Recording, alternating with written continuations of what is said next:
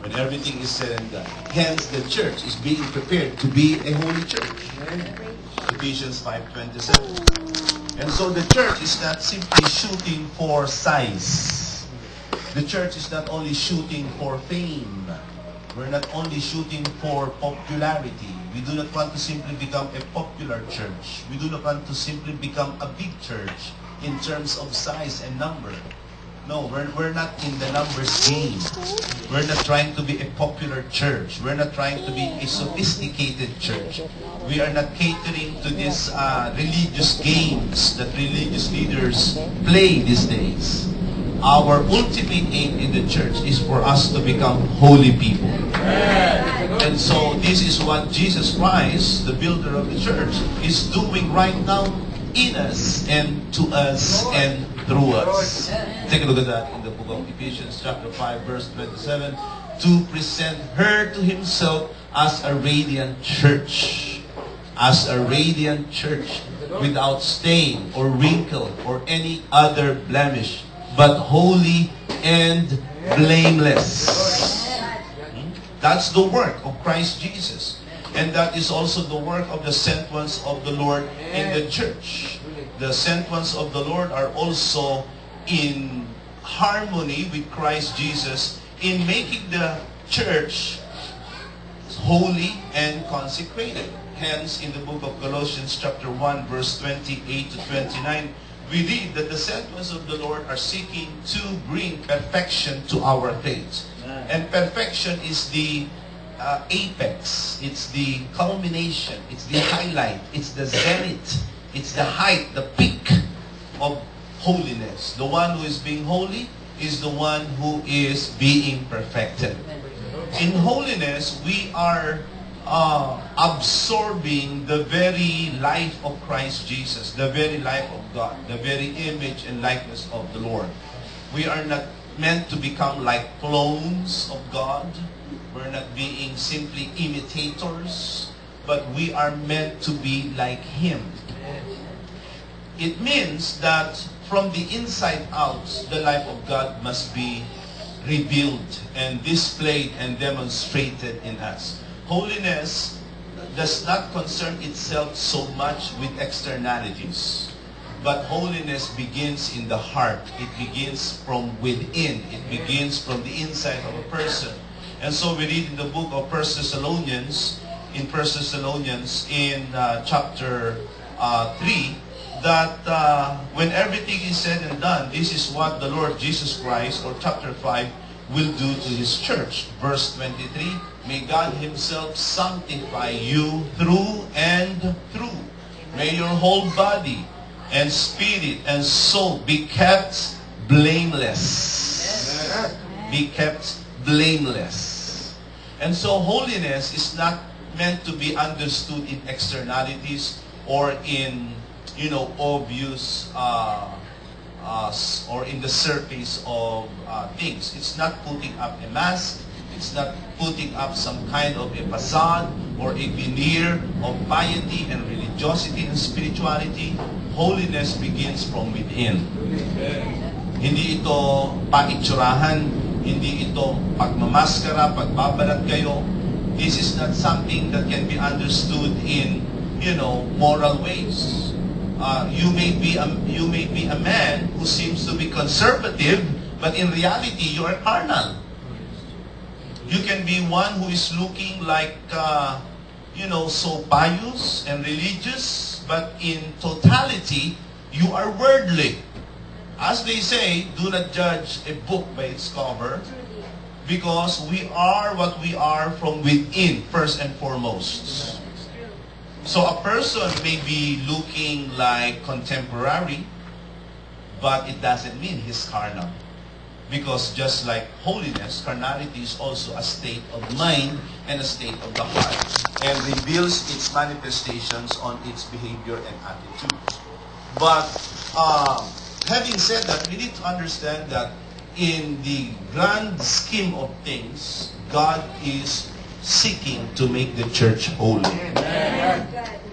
God is making the church holy. We are now, at this particular time that the second coming of the Lord Jesus Christ is becoming more and more imminent. Malapit na.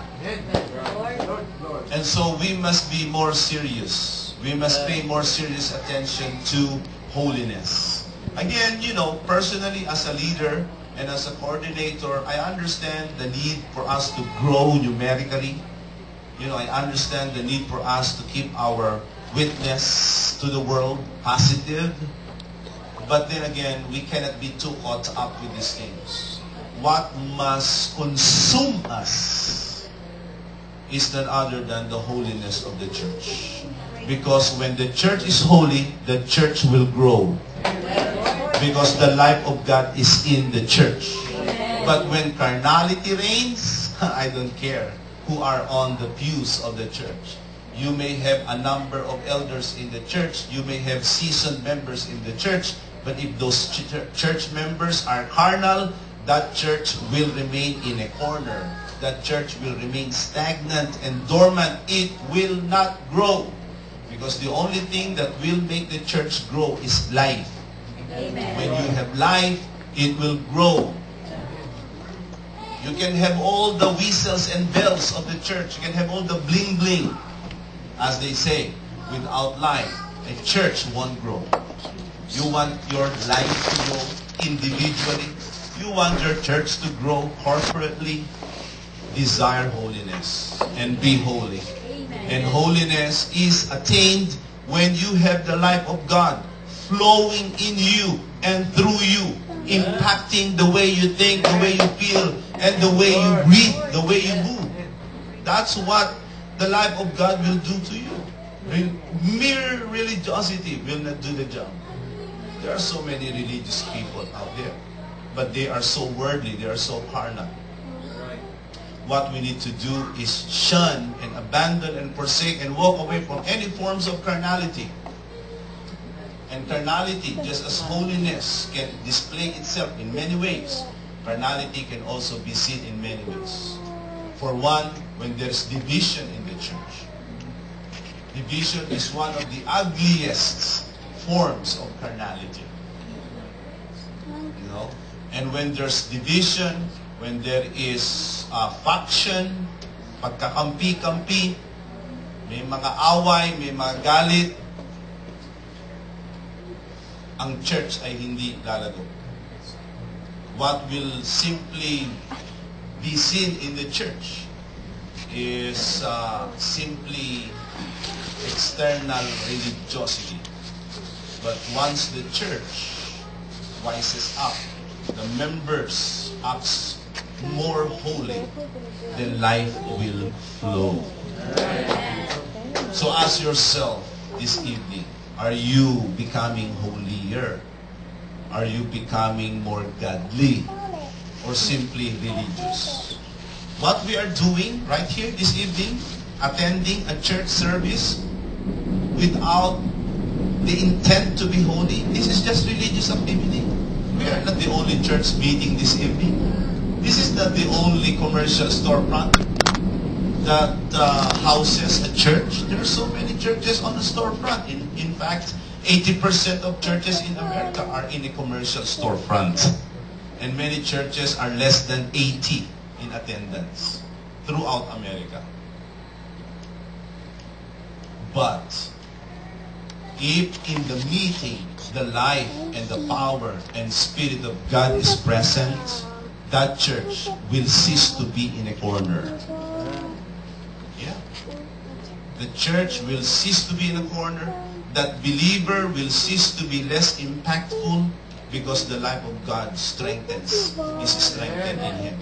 So, brethren, this is what we need to understand about holiness. In the book of Hebrews in chapter 12, we read that without holiness, no one can see the Lord.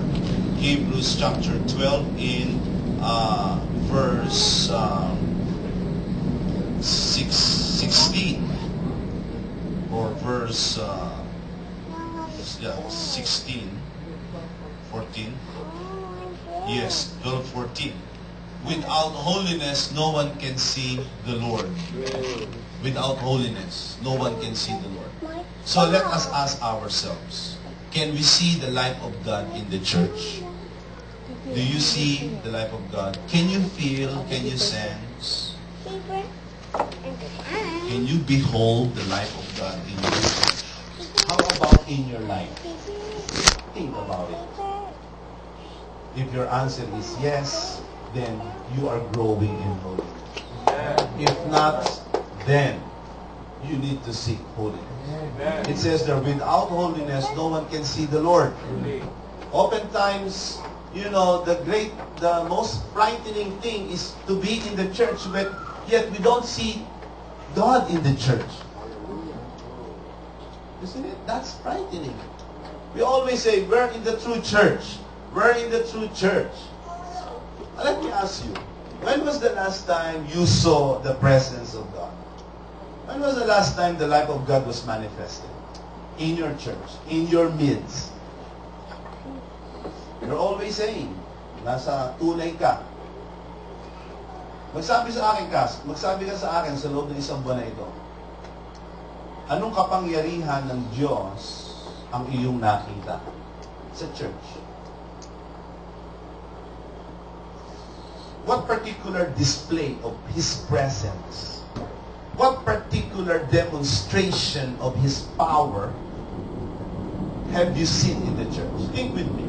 Let us pause. Are you following me? Look at me. Maganda yung message that you are being given this kind of rhetorical question so that you are involved. You're thinking. Can you name? Can you cite? Is there a miracle recently? Is there a dramatic conversion? Is there a life being changed, being transformed in the most dramatic of ways? The carnal becoming spiritual, the spiritual becoming more spiritual. Are there undeniable expressions of growth in values and grace? Are people reconciling in the church? Is giving growing? Amen. Are there conversions? Are there retentions?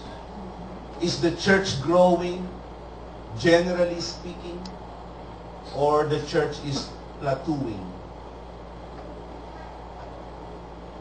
1 year, 2 years, 3 years, plateauing. Are there doors being opened? How I wish I could talk about open doors here. Because, you know, in the book of Revelation 3:7, it is the Lord that opens up doors. Amen. So when you see breakthroughs, hindi ba kayo? Amen. Breakthrough. So mga tipong hindi magagawa, suddenly nagagawa. Just yan. Just yan. Yung tipong everyone is telling you, that cannot be done, that cannot be achieved, and then suddenly, whoa! You just did it. That's God. Right there. Yung sabi ng mga tao na hindi mo maibibigay yan, hindi naibigay mo. Sabi ng mga tao, hindi nyo maaabot yan, hindi naabot ninyo. Diyos yan. Dapat meron ganyan sa church. There must be this kind of godly expressions individually. Sa sarili mo, individually and corporately. That, ladies and gentlemen and brethren, is an honest to goodness holiness. Without holiness, do not think that it's about second coming. No, I'm gonna be holy today so that I can see Christ Jesus in second coming. Yeah, you know, we're understanding Christ is coming back, but even before He could come, you should see His power and presence now. Because only those who can reveal and display and demonstrate the life of Christ at the present time will be able to see Him in the future time. Don't wait for the second coming to see Jesus Christ. You can see His power at work in our lives right now. That's what holiness is about. The life of God overpowering the flesh. The life of God overpowering the flesh. You know, that's one of the telltale signs that an individual Christian and a congregation needs consecration. When the system in the church is being overrun and overridden by carnality and worldliness. You cannot have a systemic problem in the church. Pag systemic na ang problem, wala. Anong mangyayari sa church? We cannot correct the errors of the church by, bringing in and taking out people. Getting new venues and, moving to a new venue. Those things are just superficial changes. You know what will really bring growth? Talagang honest to goodness growth. Holy people. Not just the talented. Not the leader himself alone. Using his own charisma. No. It is the corporate growth of holiness in the church. Show me a church that is really holy. I'm going to show you a church that's growing. Because in holiness, the life of God is truly manifested. That's what holiness is about. You are so away from sin that sin has almost minimal, if not non-existent power on the church. Yeah. Minsan ang church minsan malakas ang kasalanan sa church. Literally, ang buong church napipigilan. Hindi makakilos ang Espiritu, hindi makakilos ang gawa ng Diyos. Kasi na-override na. It's like a sewer system, blocked. But once the blockage is removed, life will flow again. Kaya maganda yung consecration. Maglilinis. I call it detoxification of the soul. You need to flush out the toxins. And it must begin from every member of the church. In my own case, I started it in South Bay. I don't know if my co-workers still remember it. I was supposed to give a seminar to the elders. I was given a seminar, a topic to talk about. I ended up confessing my own carnality and flaws and mistakes. I confessed them. And then after confessing them to the district leaders, I confessed them to my local leaders. When I was doing it, in the course of doing it, many were kind of shocked. Many were crying.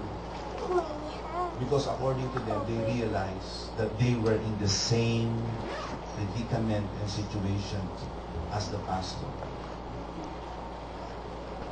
And so, I consecrated more myself. Before I knew it,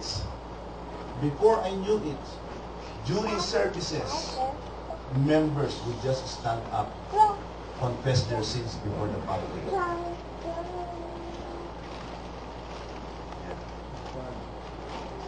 For 4 months straight. Every midweek service, somebody would stand up and confess their sins. Every midweek service for 4 months, we would end up praying for 1 hour. There was this strong expression of brokenness. For 4 months, the entire SB would always cry like babies in prayer. We would hold tarry meetings in crying. None showed any holier than thou attitude. None even showed some Pharisee-like approach. Even those who seemed to be good members stood up and confessed their sins. Kahit yung parang matino, nagsisi. You know what happened? Number 1, the attendance in the church skyrocketed. The attendance in devotion and midweek services suddenly rose. The giving became not just doubled, but it was tripled. Those who were not winning souls started winning souls. those who were constantly at each other's throat, the infighting, the faction, the divisions, suddenly reconciled. What's my drinking? For 4 months, we had a house cleaning of sorts. What's my And so by the grace of the Lord, it culminated in our anniversary. We were, for the first time, we put this anniversary out of the church because we felt at the time that the sanctuary in South Bay would not hold the expected attendance. So we were aiming for 600. Last year, our attendance goal was 400. This year, we had it for 600. We reached 745. People like you brought 20, 30, 40 people. People like you. Those who could barely speak English brought 26 people. Those who could barely put and make their ends meet financially, just eking out a living, paycheck to paycheck, gave $6,000 cash, $8,000 cash, $30,000. We were able to reach $156,000 in anniversary. Our goal was 135. 100,000 of that is cash given already to the district. Now we are preparing and gearing up for having 2 worship services starting Sunday. What brought life to the church? What was the game changer? Consecration. And you know what? I don't want you here in New York to be simply hearers of this news and spectators or analytical, some kind of analysts. No amount of analysis would bring consecration to you. You must also go through the basic requirements of consecration, which is repentance. In repentance, you acknowledge you have messed up and screwed up. You want forgiveness from God. You want forgiveness from the church. And if the church is holy, no one will judge you. No one will pin you down. No one will crucify you.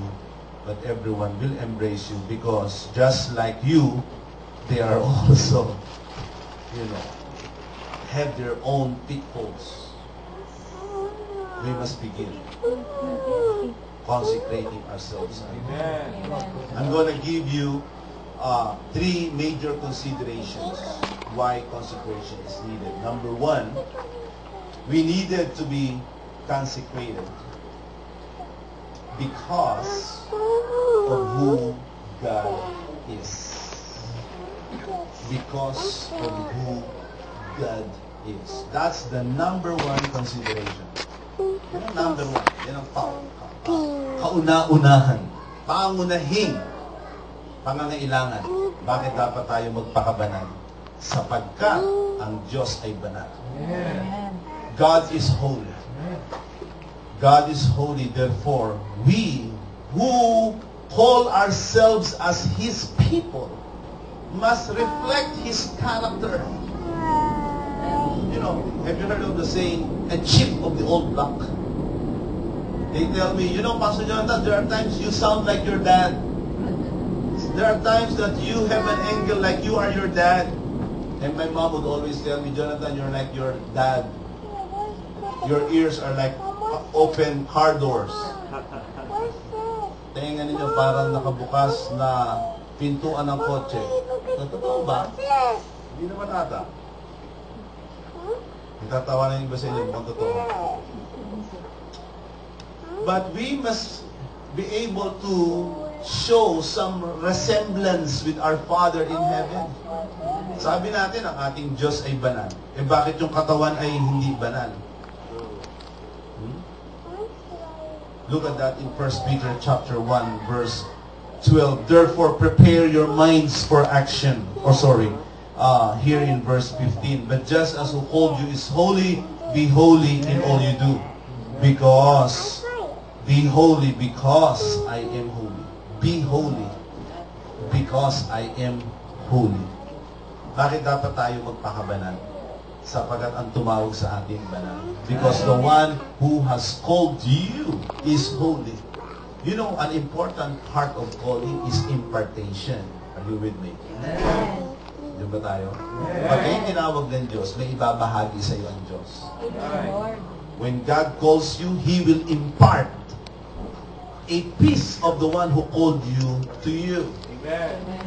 He will impart authority. That's why the authority of the pastors is that of a delegated kind. Delegated, binigay lang. Are you with me? Tayo'y matuwid. Pero ang ating katwiran, hindi galing sa ating sarili. Theologically speaking, they use the word imputation. It was imputed in us. Ibinigay sa atin.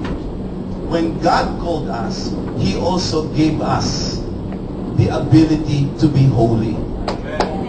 To God be the glory. And so we, who are God's people, must be holy. And that's the only way for us to realize consecration. We need to recapture our sense of God's holiness. You know, too often the holiness of God is forgotten in the church. God, right now, especially in the evangelical and Pentecostal camps, God is always pictured as the one who simply blesses people. So everybody else is looking to God as the one who will bless. So everyone is asking, God, bless me, because they only see God, because they are always taught that God is the one who will bless. No problem with that. But that is too one-dimensional aspect of God. But God is no one-dimensional God. He's a three-dimensional God. He's a multi-dimensional God. He has so many characters and attributes. Isipin mo, ang tingin lang lagi ng tao sa Diyos magpapala. So that is very kind of self-serving. God bless me. God bless me. But how about God's requirement? How about God's requirement? How about my request to you people? I'm holy, you must be holy. You're always asking me to bless you. That's true. Actually, I've been blessing you even before you know it. Amen. Even when you were sinners, I'm blessing you already. But how about my requirement? As if God is telling us. What is God's requirement? Be holy. Amen. Too many people today are interested in God because they see God as the one who will heal them of their sicknesses, provide jobs for them, find a house for them, and pass their immigration problems. You know. Therapy themselves. All they see, these things as God will do to them. Nobody seems to bother, Panginoon, ano ba ang gusto mo? What is it that you want from me? What is it that you require of me? Ang tao lagi yung, bless me, bless me, bless me, bless me. Why don't you ask, Lord, what is it that you want from me? And that is something that we need to recapture. In consecration, you are conforming your life to Him. And we need to recapture that. Because only when you understand the holiness of God, you will be able to develop hatred, healthy hatred for what's wrong, for what is flawed, and for what is unbiblical. You know, I am reminded of Prophet Isaiah in the book of Isaiah in chapter 6. Let's begin reading in verse 1.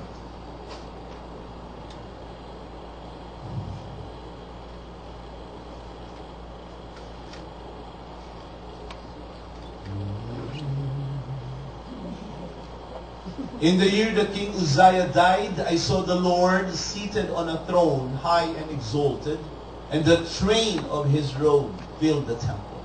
Continuing on, above Him were seraphs, each with 6 wings. With 2 wings they covered their faces, with 2 they covered their feet, with 2 they were flying. They were calling to one another, Holy, holy, holy is the Lord Almighty. The whole earth is full of His glory. Amen. Let's pause there, then we will continue. Let's go back to verse 3. Notice that in heaven, the most trumpeted, the most emphasized attribute of God is His holiness. Amen. even when John, the apostle in the island of Patmos saw the vision of heaven, he also saw angels saying, "Holy, holy, holy is the Lord God Almighty, who was and is to come." The holiness of God permeates the entire heavenlies. Yun ang bumabalot sa langit, ang kabanalan ng Diyos. And Isaiah was given that peek, that sneak peek, that preview of God's holiness. Continuing to verse 4, it says there, "At the sound of their voices, the doorposts and thresholds shook. The temple was filled with smoke. Woe to me, I cried, I am ruined, for I am a man of unclean lips. I live among a people of unclean lips. My eyes have seen the King, the Lord Almighty." What made Isaiah realize his sins? What made him become so conscious of sin? When he beheld the holiness of God. When he saw the holiness of God, he was distraught. And he was shamed like he was never shamed before.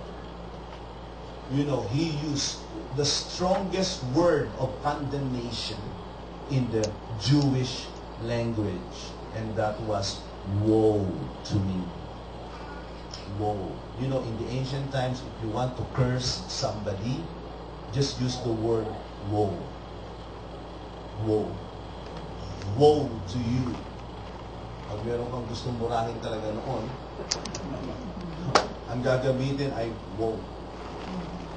Yan ang ginamit ng Panginoong Jesus sa mga Pariseo at sa mga Saduceo, mga 7-8 beses. Yun ang ginamit niya sa mga bayan na kanyang pinuntahan pero hindi nakinig sa Ebanghelyo at nagsisi. Sinabi niya, "Woe." Yun ang binanggit sa Book of Revelation patungkol sa Babylon that fell. Woe. When there is great measure of destruction and embarrassment and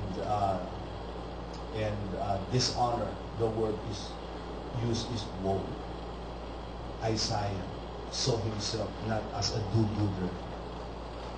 He said, "Woe is me." Because compared with the holiness of God, he saw himself really, but simply a man of sin. Let's bring it closer to our home. Bakit hindi tayo nagsisisi? Bakit hindi natin makita ang pangangailangan na magsisi? Why don't we see sometimes the need to consecrate, to repent? Why do we justify some acts of sin? Why do we conceal some sin? Why do we, we sometimes wink at some sin, but there are some sins that we really raise our eyebrows. Really? Pero there are some sins that, for example, katakawan. Sige, tatawanan kayo. Sino sa inyo umiyak sa harap ng Panginoon sa sobrang katakawan? We joke about it. We wink about it. Tamad. Pero may mga kasalanan na talaga,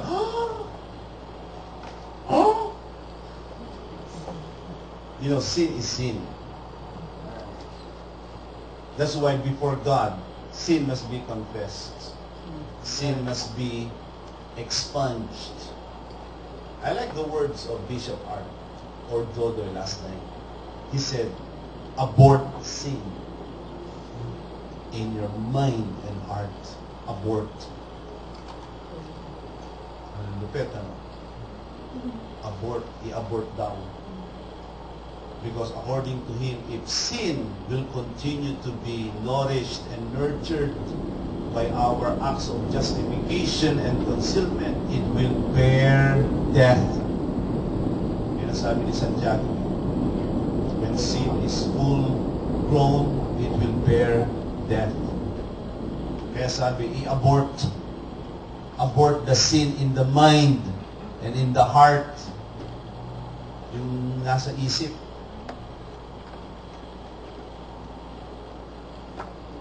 And I, for one, is aware of that.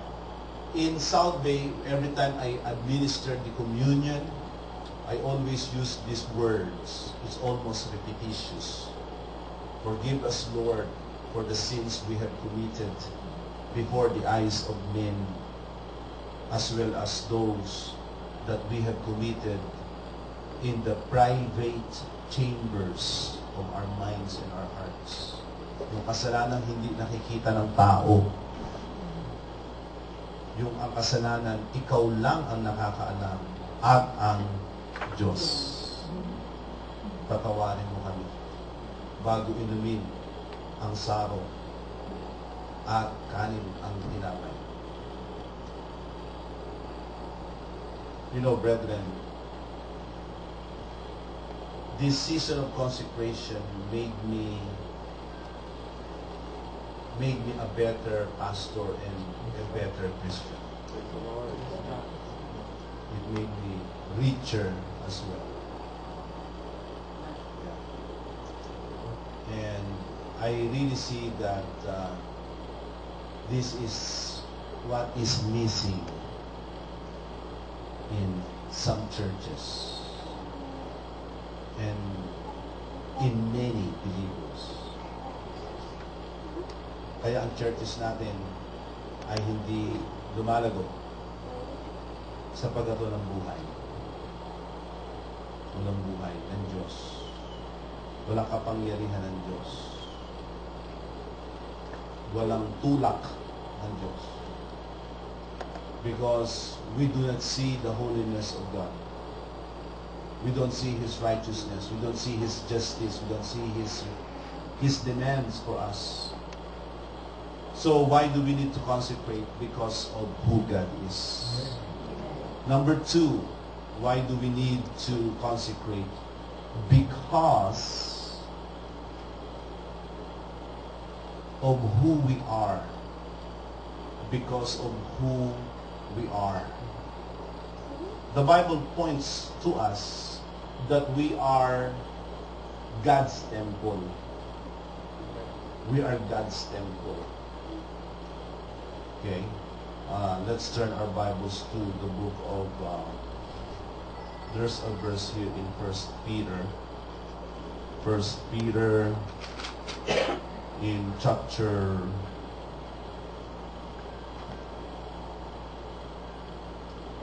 wherein it says there that as God's temple. Okay, let's just go to Corinthians. In Corinthians, says there that we are God's temple. So honor the Lord with our bodies. Okay. First Corinthians chapter 5, chapter 6, verse 19. Okay. I forgot my superpowers in the hotel. My reading glasses. Okay.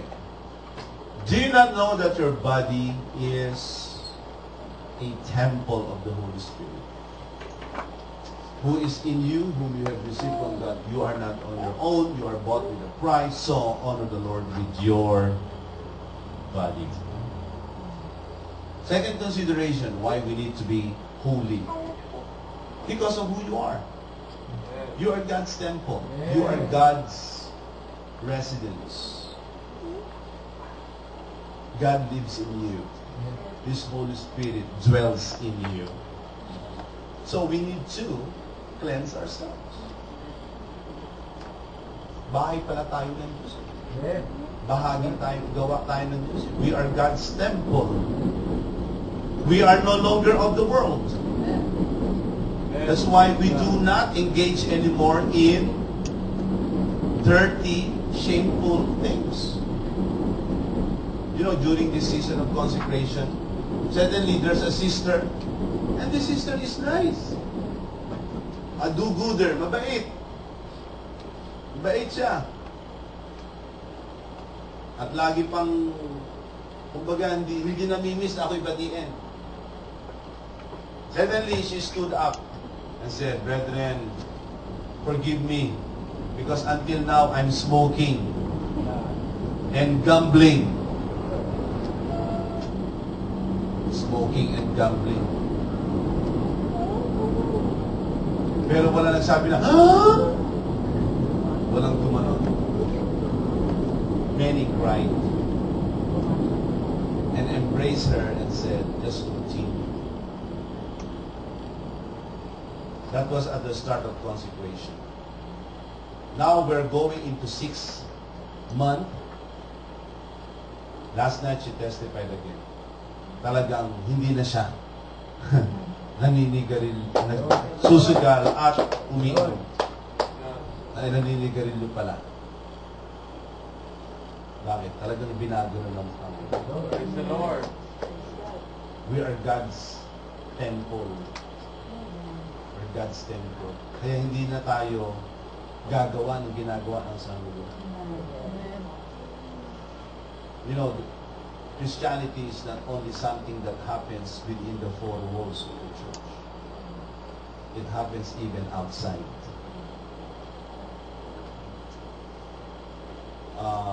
We have a new brother right now who suddenly stopped smoking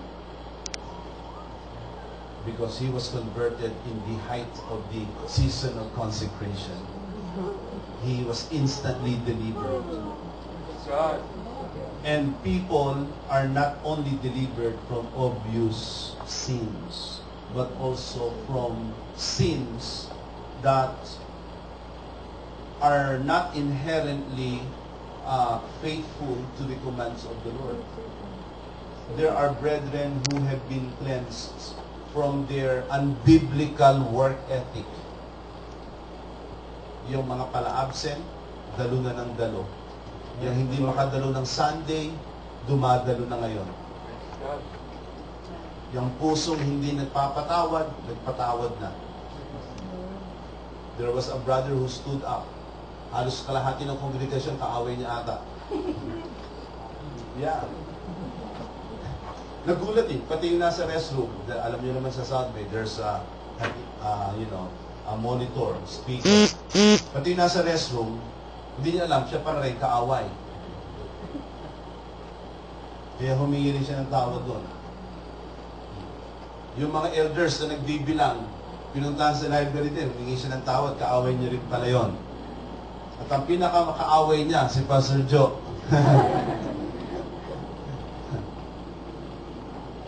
Kaya sabi ng, I remember the words of Bishop Dodoy kagabi. You know what? Members have graver sin. Mas malaki daw kasalanan ng membro.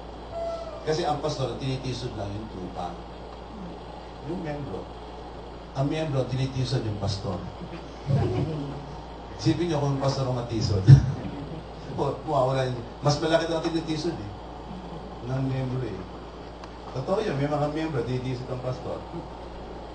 Lupit ni Bishop Art, ni Bishop Don. Kaya sabi, mas malaking kasalanan yung membro. Anyway, why do we need to consider consecration? Because of who we are. We are God's temple. I remember the words of Peter. We need to stop doing these things. Why? We used to be engaged in these things. Sabi ni Pedro. We're done with those things. 1 Peter chapter 4. Verse 3, you have spent enough time in the past doing what pagans choose to do, living in debauchery, lust, drunkenness, or discouraging and detestable idolatry. We have spent enough time. Enough is enough. Dapat magsawa na tayo. Amen. Sa mga mahihina, magsawa na kayong mahina. Amen. Sa mga matitiso rin, magsawa na kayong matitiso rin. Sa mga magnanakaw, magsawa na kayong magnakaw. Sa mga hindi nilanalangin, magsawa na kayo sa kawalan ng pananalangin. Sa mga hindi nagdadala ng kaluluwa, magsawa na kayo walang kabunga-bunga at wala kayong anak. We need to say enough is enough. Because we have spent enough time in the past doing what pagans choose to do. Hindi na ba tayo nagsawa? Hindi na ba tayo napagod? Dapat nagsawa na tayo. There must be change in our needs. Kailangan may pagbabago. Pag walang pagbabago, mga kapatid, mga mamatay tayo dito. We will all die. Actually, when I first came in, my first question is, where's the rest of the New York brethren? Because I asked Brother Mel, how many are you in worship? 30. 30 plus. Ilan ang silya dito? Ba't hindi puno? Eh, andito ang mga taga Scranton. Andito ang mga Baltimore. Andito ang taga ano. Where are they? Ba't hindi puno? Unless we consecrate. Unless we consecrate, you will be forever stuck in this rut. Natanda lang kayo dito. You will only grow old. If I were you, you may want to transfer to another PMCC Portland Church where there's more life. Tatanda lang kayo. But you know what? You don't need to do that. Because you can be consecrated. Mukhang mahina ang amen ninyo. Amen. Seek change. Seek change. Because you are already children of God. You are the temple of the Lord. Number 3 consideration. Why do we need to consecrate?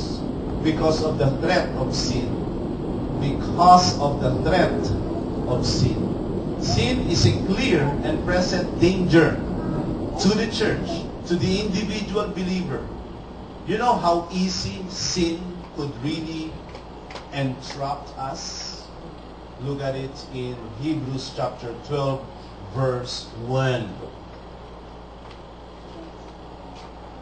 You can see there the potential of sin to entrap believers.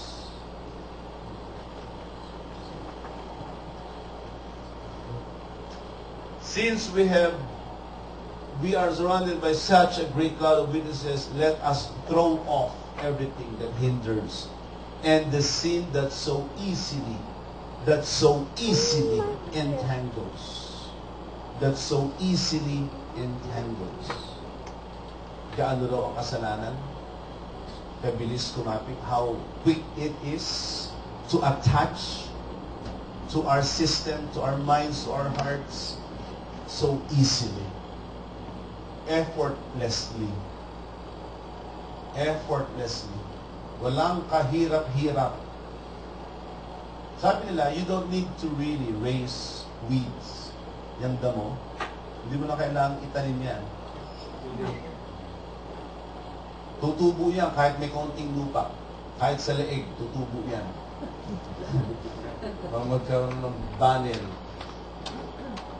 Do you need to raise? Ngayon, ang lawn, that's not weed. That's grass. Pero yung weed, damo, kung saan tumutubo yan. Yan ang kasalanan. You don't need to take care of sin. Just don't do holiness. It will suddenly appear. It will attach. That so easily entangles. God said to Cain in Genesis chapter 4. It says here, in verse 7, Genesis 4:7.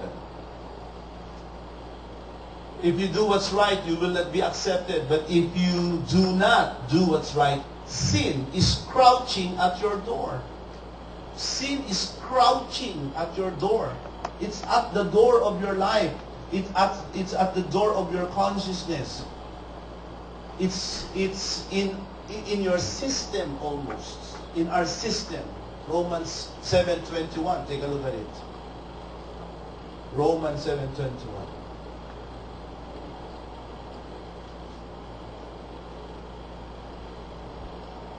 I find this law at work. When I want to do good, evil is right there with me. It's in our system.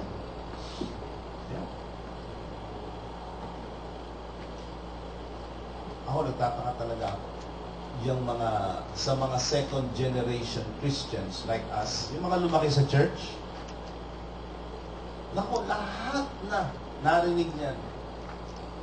They have already heard, they have already listened, they have been prayed for, they have been laid hands by the pastors, have been to all camps and conventions. Throughout high school, they have occupied church offices, naging officer. After high school, suddenly, their world is turned upside down. 180 degrees. You don't need to teach a young person how to be carnal. Ilang ganyang mga anak ng Kristiyano, hindi na naglilingkod niya. Right after high school. But during middle school, ang babait. Mga officers, umaawit pa, Jesus loves me, this I know. Palakpakan naman ang kongregasyon. Oh, so cute. Pagpapapicture, lalagay pa sa FB. After high school. Tinakot mo na lahat. Mapa-impyerno ka.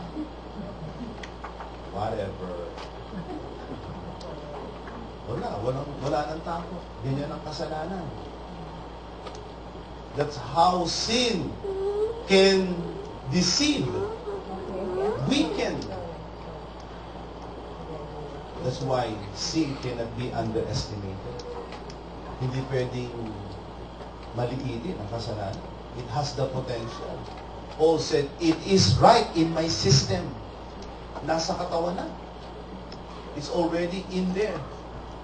Sabi nila, when the virus is already in the air, it's harder to, stop it. It's airborne. That's what they say. It's airborne. Sin is airborne. Nasa paligid natin yan. Nasa loob na natin yan. That's why consecration is the only way that can stop sin dead at its track. Pag hindi ka talaga magsisi, pag hindi ka magbanal, before you know it, you are back to your old sinful ways. And please, let me say something shocking to you, okay? Huwag yung sasabihin na kayo'y fourth watcher at kayo'y exempted. Wala akong pakialam kung kayo'y tunay. Sapagkat ang unang iglesia sa Asia, puro tunay na iglesia yon. Puro tunay na iglesia yun sa Asia Minor, in Revelation. All of them were true church. But they were rebuked. And threatened that if they will not repent, I will take away your name in the book. Kasi karaniwan may pride tayo, dito ka lang tunay. Totoo, nasa tunay tayo. Pero maliban na mabuhay ka sa tunay na aral, mahihiwalay ka rin sa tunay. Last but not least, we must consecrate because the work of God requires it. The work of God requires it. Who can do the work of God? Is the talented person, the skillful person, the connected person, the one who has connections? Sino makakagawa ng gawain ng Diyos? 2 Timothy chapter 2, verses 20 to 21. 2 Timothy chapter 2, 20 to 21. In a large house there are articles not only of gold and silver, but wood and clay. Some are for noble purposes, some for ignoble. If a man cleanses himself from the latter, He will be an instrument for noble purposes, made holy, useful to the master, prepared to do any good work. If a man will cleanse himself, that's the first bridge that we need to cross. That if you always have a choice, you always have the option. If there's a fine line, those are only two-letter word. If there's a fine line that separates being an instrument of God and being an instrument of the enemy. It's your decision, your choice. If a man, sabi nila, there's a thin line that separates genius from insanity. Yung mga super genius, parang mga duko-duko din doon. Sabi nila, Hitler is a genius, but genius in evil. Isipin mo, pa-exterminate mo ang 6 million Jews like they're bugs in New York. Is it really true that there are bugs in New York? What's with you guys here? Why do you have bugs? Anyway, too many people. If a man, all it takes is this one single decision on your part. If you will choose to consecrate, there's a world of possibilities that awaits you. Malaki ang naghihintay sa'yo. There's a big opportunity waiting for you to be used of God. If is good, but if you will not, you were gonna stay rotten, spoiled, and ineffective. We need to consider consecration. That's what the work of God requires. Lagi sinasabi ni Mami na ang gawain ng Diyos dapat laging nasa kamay ng mga spiritual na mga mananampalataya. The work of God must always be in the hands of spiritual people in the church. Not so much the charismatic, not so much the talented and the skillful, the one who has all the ideas and plans. No, he is one who is spiritual. Because when you are the one who is spiritual, then the life of God will flow through you. Let us ask ourselves, have you consecrated yourself lately? Have you sought to deepen your consecration? Have you desired to have a closer, more intimate relationship with the Lord? Have you recently displayed hunger and thirst for Him? You know, we are in a society that is just engulfed by so many worldly stuff out there. And it's a pity how a number of Port Watchers are engulfed. Makikita mo yan. You know, the funny thing about FB, Facebook, you get to see a sneak into the private lives of people. Di ba ganyan ang FB? What do you think? Ilalagay mo naman, what do you think? So you get to have a peek what a person is feeling, what a person is important. Pansinin nyo lang ang posting ng ilang mga mananampalataya. Puro gimmick. Party, pagkain, damit, bagay na binibili. Walang ginawa kundi magpaganda, magpapogi. Wala kang makitang halos patotoo.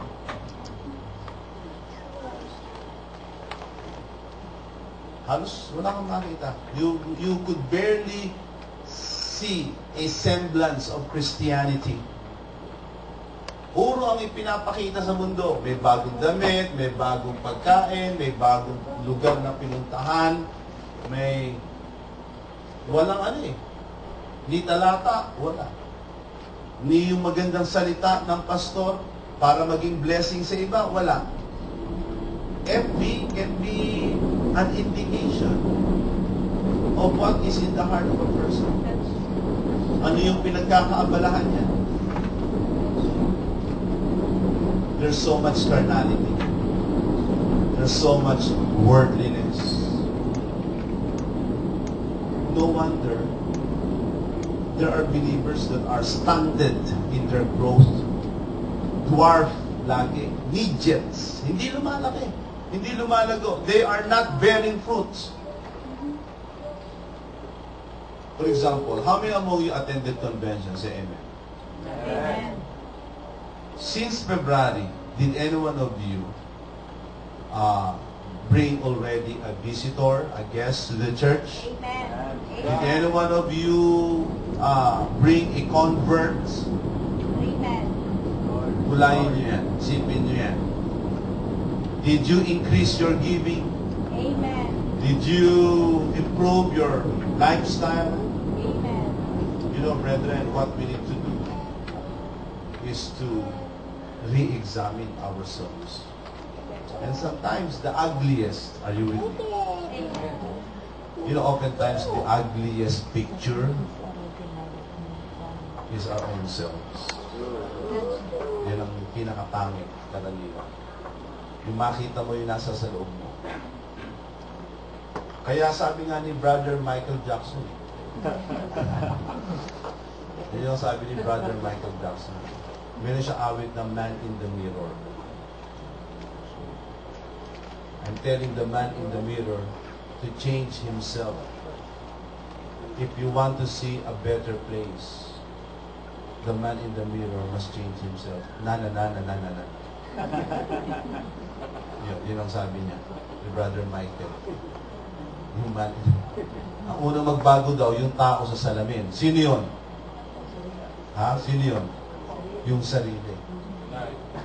Ourselves ang unang magbago. Be the change that you are looking for. Yan ang kailangan natin makakuha. That is the missing link. Yan ang sabi ko sa series ng consecration. Consecration could be the missing link. The missing puzzle. Nasa tunay ka na. May mga sugod na nagmamanasakit sa'yo. May tunay na aral ka. May espiritu ka na ng Diyos. Eh bakit ganun? Parang kulang pa rin. Hindi kasi nagbabanan. Hindi nagbabanan. Bakit hindi natin talagang hanapin yung consecration? Tayo mo na lang. Pagpalain mo dito ng Diyos ang mga salitang ito sa akin. Salamat sapagkat sinaway mo kami. Sinumbatan mo kami. Kami, Panginoon Diyos, ay iyong ibinaba sa aming mga matataas at matatayog na mga kaisipan upang kami ay iyong madisiplina. You have brought us, Lord, from the high places where we are purged so that you can fully discipline and work in us. For you are our God who does not only reside in high places, but you reside in lowly places, in humble hearts.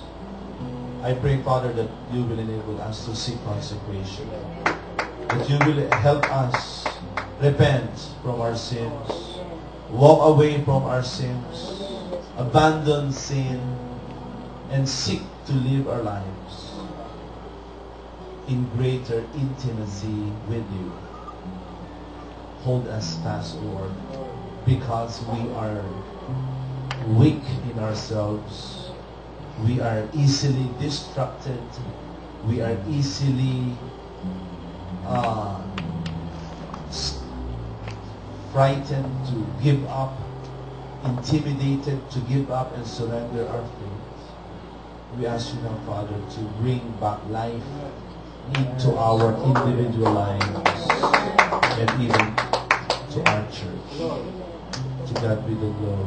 Deal with us compassionately, Lord. Hallelujah. Help us to shake off the cobwebs of carnality. Help us, Lord, to drop, to let go of our worldly ways, to change our laughter into gloom, to help us grieve, mourn, and wail for our sins. For you are our God who opposes the proud, but you give grace to the humble. So help us, Lord, to seek you.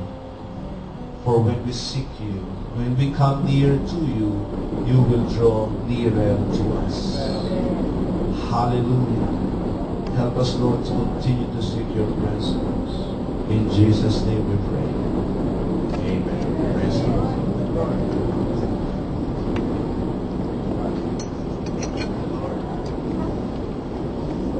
Praise the Lord. Glory to God. Was everybody blessed? Again, we are so thankful, Pastor Jonathan, that you're here with us this day.